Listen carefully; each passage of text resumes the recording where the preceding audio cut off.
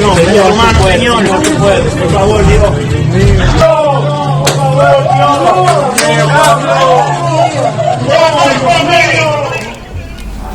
Breaking news చూస్తున్నారు. Dominican republic లో ఘోర విమాన ప్రమాదం జరిగింది. లారోమానో ఎయిర్పోర్ట్ రన్వేపై విమానం పేలింది. విమానం టేక్ ఆఫ్ అవుతుండగా విమానంలో మంటలు చెలరేగాయి. నియంత్రణ కోల్పోయి రన్వేను ఢీకొట్టింది. విమానం రన్వేను బలంగా ఢీకొట్టడంతో వెంటనే భారీగా మంటలు చెలరేగాయి. వెంటనే పేలిపోయింది నిజానికి ఆ విమానం. ప్రమాదంలో 2 పైలట్లు సజీవ దహనం అయిపోయారు. ఫ్యూయల్ ట్యాంకర్లో మంటలు చెలరేగినట్లుగా అనుమానాలు వ్యక్తమవుతున్నాయి. మంటల్లో పూర్తిగా దగ్ధమైపోయింది విమానం. సోషల్ మీడియాలో వైరల్ అవుతూ ఉన్నాయి ప్రమాద దృశ్యాలు. ఘటనపై పోలీసులు, విమానయాన అధికారులు దర్యాప్తు ప్రారంభించారు. ఆ దృశ్యాలు మీరు చూస్తున్నారు ఆర్టీవీ స్క్రీన్ మీద. మీరు చూడొచ్చు విమానం టేక్ ఆఫ్ అవుతూ ఉండగా పాపం తీవ్రంగా ప్రయత్నించారు. వెంటనే ఆ ముందున్న ఆ వీల్ ఊడిపోయింది. ఆ తర్వాత మంటలు ఒక్కసారిగా వ్యాపించడంతో భారీగా మంటలు చెలరేగాయి. ఆ సర్కిల్లో మీరు చూడొచ్చు రన్వే పైన పాపం విమానం టేక్ ఆఫ్ అవుతుండగా టేక్ ఆఫ్కి ల్యాండింగ్ గేర్ ఆ ముందు ఉంటుంది గేర్, అది స్టార్ట్ అయ్యింది. ఆ వీల్స్ కూడా రిలీజ్ అయ్యాయి అండ్ వెళుతూ ఉండగా పాపం మళ్ళీ దాన్ని కారణం ఏమై ఉండొచ్చు అనేది ప్రస్తుతం ఇన్వెస్టిగేషన్ జరుగుతూ ఉంది. కానీ మీరు చూడొచ్చు ఆ ప్రమాదం ధాటికి ఎటువంటి పరిస్థితి ఏర్పడిందని చెప్పి పూర్తిగా ఆ విమానాన్ని కంట్రోల్లో తీసుకొచ్చేందుకు తీవ్రంగా శ్రమించారు అక్కడ పైలట్లు. డొమినికన్ రిపబ్లిక్లో ఘోర విమాన ప్రమాదం జరిగింది. అక్కడ ఆ దృశ్యాలు మీరు చూస్తే అమెరికా రిజిస్ట్రేషన్తో ఉన్న గల్ఫ్ స్ట్రీమ్ G200 విమానం ప్రమాదానికి గురైంది. ప్రైవేట్ జెట్ అది. ఆ ప్రైవేట్ జెట్ ఒక్కసారిగా ప్రమాదానికి గురి కావడంతో అందులో ఉన్న పైలట్లు 2 ఆ ఘటనా ప్రదేశంలోనే తుది శ్వాస విడిచారు. ఆ మంటల్లో సజీవ దహనం అయిపోయారు. లరోమానో ఇంటర్నేషనల్ ఎయిర్పోర్ట్లో ఎమర్జెన్సీ ల్యాండింగ్కి ప్రయత్నిస్తూ ఉండగా క్రాష్ అయింది విమానం. రన్వేపై వేగంగా దూసుకెళ్ళింది విమానం. ఒక్కసారిగా ఒక పెద్ద ఫైర్ బాల్, పెద్ద అగ్నిగోళం అక్కడ మీరు చూడొచ్చు. ఎప్పుడు జరుగుతుంది ఇలాంటి సందర్భం, అంటే ఎప్పుడు జరుగుతుందంటే ఇలాంటి విమాన ప్రమాదాల గురించి మాట్లాడుకున్నప్పుడు మీరు చూడొచ్చు టేక్ ఆఫ్కి సిద్ధమైపోయింది.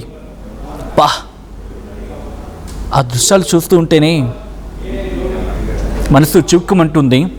ఎందుకంటే ఇఫ్ పాసిబుల్ దాన్ని చాలా స్లోగా పాజ్ చేసి చూపించగలం. ఒక్కసారి ఆపండి ఇఫ్ పాసిబుల్. అది చూడండి అక్కడ. అది ఒక్కసారి ఇక్కడ అది మీరు చూస్తే కనుక పాపం ఎంత అదుగు. Thank you so much PCR. మీరు చూడొచ్చు పాపం దాన్ని ఆ గాల్లోకి తీసుకెళ్లే ప్రయత్నం చేశారు.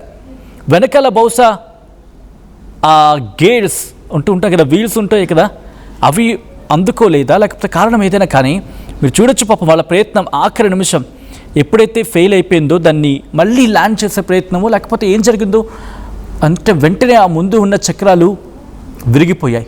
అంతే, ఇక పరిస్థితి చేయి దాటిపోయింది. అదిగో ఇక్కడ ఆపండి. మీరు చూస్తే వెనకాల ఉన్నప్పుడు జరగలేదు, ముందు ఉన్నప్పుడు ప్రమాదం జరగలేదు. ఎప్పుడైతే కరెక్ట్గా దాని గర్భభాగం అంటూ ఉంటాం కదా, కరెక్ట్గా దాని కడుపు భాగం అనుకుంటే అంతే మధ్యలో ఇక్కడ ఇలాగే ఉంచండి. ఆ మధ్యలో మీరు చూస్తే కనుక అక్కడే ఫ్యూయల్ ట్యాంకర్ ఉంటుంది. ఎప్పుడైతే ఫ్యూయల్ ట్యాంకర్కి ఈ రాపిడికి గురైందో, ఆ రప్చర్కి గురైందో వెంటనే మంటలు అంటుకున్నాయి. అంతే, ఇక కంటిన్యూ చేద్దాం విజువల్. అద్దుకో వెంటనే వితిన్ సెకండ్స్ ఆ రన్వే మీద, రోడ్ అనకూడదని రన్వే అంటూ ఉంటాం, ఆ రన్వే పైన భారీగా మంటలు అంటుకున్నాయి. వెంటనే పెద్ద అగ్నిగోళం ఎగిసిపడింది. ఫైర్ బాల్ అంటూ ఉంటారు. ఇక్కడ మీరు చూడొచ్చు పాపం ఆ పైలట్లని బహుశా అక్కడ మెచ్చుకోవాల్సిన సందర్భం. ప్రయత్నం చేశారు, వాళ్ళ ప్రాణాలని పణంగా పెట్టి ఆ ప్రైవేట్ జెట్లో ఉన్న వాళ్ళని ఆ ప్రైవేట్ జెట్ని కాపాడే ప్రయత్నం చేశారు. వెంటనే అక్కడ ఆ ప్రమాదంలో 2 మరణించారు, సజీవ దహనమయ్యారు. ఈ ఘటనకు సంబంధించి పూర్తి స్థాయి దర్యాప్తు జరుగుతుంది. ఈరోజు డొమినికన్ రిపబ్లిక్లో లారోమానో ఇంటర్నేషనల్ ఎయిర్పోర్ట్ దగ్గర ప్రైవేట్ జెట్ ప్రమాదంలో 2 పైలట్లు సజీవ దహనమైపోయారు. ఘటనలో ప్రమాదానికి గురైన విమానం అమెరికాలో రిజిస్టర్ అయిన గల్ఫ్ స్ట్రీమ్ G200 N318JF. ఇది టెక్సాస్లోని ఆస్టిన్కు వెళ్తూ ఉండగా ఎమర్జెన్సీ ప్రకటించి ల్యాండింగ్ అవ్వడానికి ప్రయత్నించింది. విమానం లారోమానో నుంచి టేకాఫ్ అయింది. టేకాఫ్ అయిన 16 నాటికల్ మైళ్ళ దూరంలో ఉన్నప్పుడే టెక్నికల్ ఇష్యూని గుర్తించారు పైలట్లు. ఎమర్జెన్సీ ప్రకటించారు. అంటే మేడే అంటూ ఉంటాం కదా, మేడే కాల్ అంటూ ఉంటాం. మేడే కాల్ ప్రకటించారట. You have to get an official confirmation for that. అయితే ఆ ఎమర్జెన్సీ ప్రకటించి విమానాశ్రయానికి తిరిగి వచ్చారు. రన్వేపై ల్యాండింగ్ అవుతూ ఉండగా విమానం అదుపు కోల్పోయింది. వెంటనే విమానం రన్వేని తాకింది, బలంగా తాకింది. దీంతో వెంటనే భారీ అగ్ని ప్రమాదం సంభవించింది. అయితే దీన్ని సివియర్ మెకానికల్ ప్రాబ్లమ్స్ అంటూ కూడా అధికారిక ప్రకటనలో పేర్కొన్నారు. అయితే దీనికి ప్రధాన కారణం టెక్నికల్ ఇష్యూగానే వాళ్ళు ప్రస్తుతానికి భావించడం జరుగుతోంది. కొన్ని ప్రాథమిక నివేదికలు ఏమంటున్నాయంటే కనుక ఇంజిన్ ఫెయిల్యూర్ జరిగి ఉండొచ్చు అని చెబుతూ ప్రస్తుతం వాటిని కోట్ చేస్తూ ఉన్నాయి. సోషల్ మీడియాలో వాటి గురించి పెద్ద ఎత్తున చర్చ జరుగుతుంది. అయితే ఇది ఎక్కడ కూడా అఫీషియల్ కన్ఫర్మేషన్ రాలేదు. ఇంకా అఫీషియల్ కన్ఫర్మేషన్ ఎక్కడ రాలేదు. అయితే ల్యాండింగ్ సమయంలో నియంత్రణ కోల్పోయిందా? ఆ వీడియో కనుక మీరు గమనిస్తే విమానం రన్వే పైన అసాధారణంగా అంటే అన్యూజువల్గా బౌన్స్ అవుతూ కనిపించింది. అంటే ల్యాండింగ్ వేగం ఎక్కువగా ఉండడం, దాంతోపాటు ల్యాండింగ్ కాన్ఫిగరేషన్ ఇష్యూ, బ్రేక్ లేకపోతే హైడ్రాలిక్ ఇష్యూ కదా ట్రిగర్ అయ్యి ఉండొచ్చు అని చెప్పి, లేకపోతే టెక్నికల్ ఇష్యూ అంటే యాంత్రిక లోపం అంటూ ఉంటారు కదా దాని ప్రభావం అని చెప్పి. అయితే వాళ్ళు సేఫ్టీ ఆస్పెక్ట్స్ గురించి మాట్లాడుకుంటే ఎమర్జెన్సీ ప్రకటించడం వాళ్ళు సరైన నిర్ణయమే. పైలట్లు ఇష్యూని గుర్తించారు, వెంటనే ఎమర్జెన్సీ ప్రకటించారు. బహుశా మేడే కాల్ ఇచ్చి ఉండొచ్చు కాక.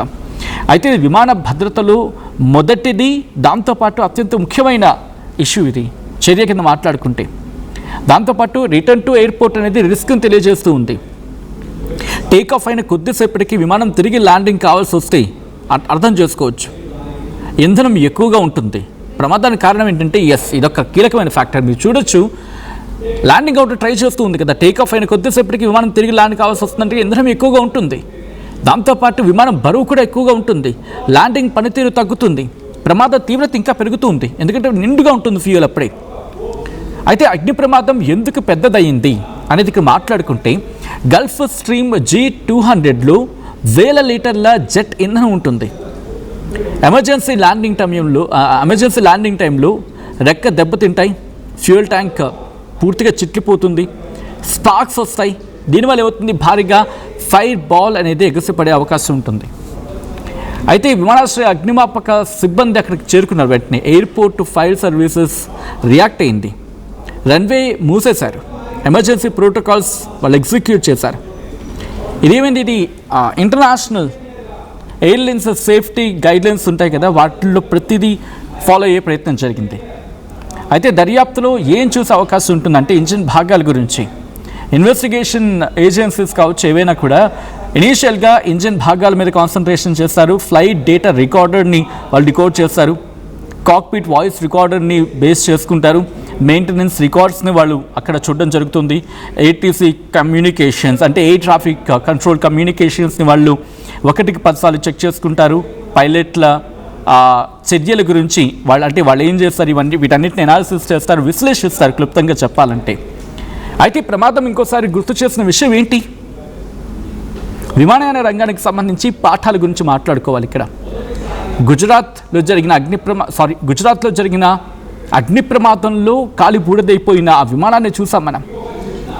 ఏకంగా 170 మందికి పైగా ఆ ఘటనలో. ఎటువంటి ప్రమాదం అది మనం మర్చిపోతామా?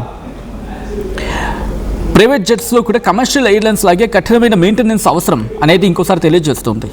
టెక్నికల్ ఇష్యూస్ ఎంత కీలకమైన అంశమో ఇంకోసారి ట్రిగర్ చేస్తుంది. ఎమర్జెన్సీ ప్రొసీజర్స్పై పైలట్స్కి సంబంధించి శిక్షణ ప్రాణాలను కాపాడే కీలక అంశం. ఇటువంటి ఘటనలు జరుగుతున్నప్పుడు పైలట్లు కనుక బ్రతికి బయటపడితే ఎందుకు జరుగుతోంది, ఎటువంటి వ్యూహం ఉంది, కానీ ఒక్కసారి ట్రేస్ చేస్తే ఇటువంటి ఘటనలు జరిగినప్పుడు పైలట్లు, మీకు గుర్తుందా, సాధారణంగా ఈ డిఫెన్స్ వాటిలో ఉపయోగించే జెట్స్కి ఎప్పుడైనా ప్రమాదం జరుగుతుందని తెలిస్తే వాళ్ళకి అక్కడ పారాషూట్ లాంటి అవకాశం కల్పిస్తారు. అంటే వాళ్ళంటిని దాని నుంచి బయటకు వచ్చేలాగా, దాని నుంచి ఎజెక్ట్ అయ్యేలాగా. అంటే ఫర్ సపోజ్ జెట్లో వాళ్ళు కూర్చున్నారు, నడుపుతూ ఉన్నారు, అది ప్రమాదం జరుగుతుందని తెలిస్తే కనుక వాళ్ళు వెంటనే దాని నుంచి బయటపడచ్చు, అటువంటి అవకాశం ఉంటుంది వాళ్ళకి. సో ఇక్కడ కూడా అటువంటి ఛాన్సెస్ ఏవైనా కల్పించాలా? బహుశా technical experts, that airlines experts మాత్రమే మాట్లాడే సందర్భం ఇది. బహుశా ఆ వర్షన్ బహుశా వస్తుందేమో చూద్దాం. అయితే చిన్న టెక్నికల్ ఇష్యూ అయినా కొన్ని నిమిషాల్లో ప్రాణాంతక ప్రమాదంగా మారిపోతుంది కదా. సో వీటన్నిటిని కూడా పరిశీలించుకోవాల్సిన సందర్భం, అంటే 1-2 సార్లు ఇంకా చెక్ చేసుకోవాల్సిన టైం అనుకోవాలి. ఈ కథనం మిమ్మల్ని కాస్త కలవరపరచవచ్చు, అయితే మిమ్మల్ని కలవరపాటు గురి చేయడం ఆర్టీవీ ఉద్దేశం కాదు. కానీ ఇటువంటి కథనాలు చూసినప్పుడు కాస్త కలవరపాటు గురి అవకాశం ఉంటుంది కాబట్టి దీనికి సంబంధించి తగిన జాగ్రత్తలు తీసుకోవాలని ఆర్టీవీ సూచించడం జరుగుతోంది. This is are disturbing content, video discussion is highly advised. Visuals చూద్దాం.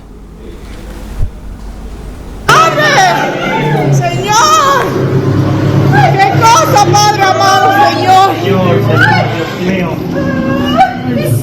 Padre, Señor.